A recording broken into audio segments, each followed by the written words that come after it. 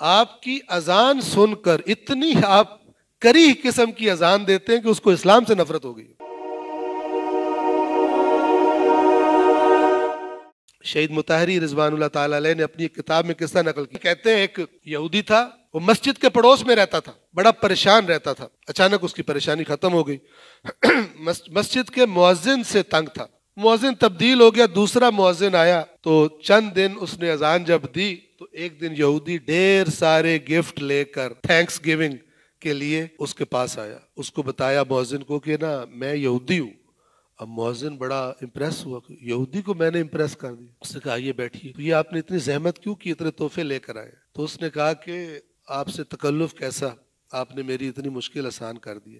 اصل میں مسئلہ یہ ہے کہ میری ایک بیٹی ہے، کچھ عرصے سے اس کو اسلام میں دلچسپی وہ لینے لگی تھی، اور مجھے لگ رہا تھا کہ یہ آج مسلمان ہوئی یا کل ہوئی، تو پھر اللہ نے میری مدد فرمائی، آپ کو بھیجا۔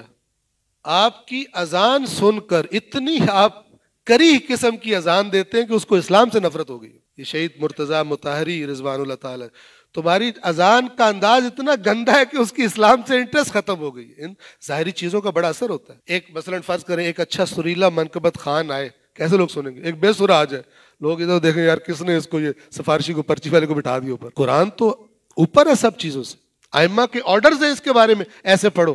کہاں ہے وہ آرڈرز؟ جو رواج بن گیا، جس کی منڈی بن گئی، مارکیٹ بن گئی، جو بک رہا ہے وہ بس بنتے جاؤ، جو نہیں بک رہا سوچو بھی مت، چاہے ائمہ نے کہا ہی کیوں نہ ہو۔ ایسے تو نہیں ہوتا، ہم جو کر رہے ہو وہ ٹھیک نہیں ہوتا، ہم جب ان کے آرڈر کے مطابق کر رہے ہو وہ ٹھیک ہوتا ہے، اور جو ان کی آرڈر کے مطابق نہ ہو وہ ٹھیک نہیں ہوتا، چاہے ساری قوم کرنا شروع ہو جائے۔ یہ وہ نہیں ہے کہ کہیں ساری قوم کری چلو ہم بھی سائن کر دیتے ہیں کہ یہ ٹھیک ہے، ایسا نہیں ہے، بلکہ عمل تب ٹھیک قرار پاتا ہے جب ان کا سائن موجود ہو پہلے، کہ یہ عمل کیا جا سکتا ہے، یہ عمل نہیں کیا جا سکتا۔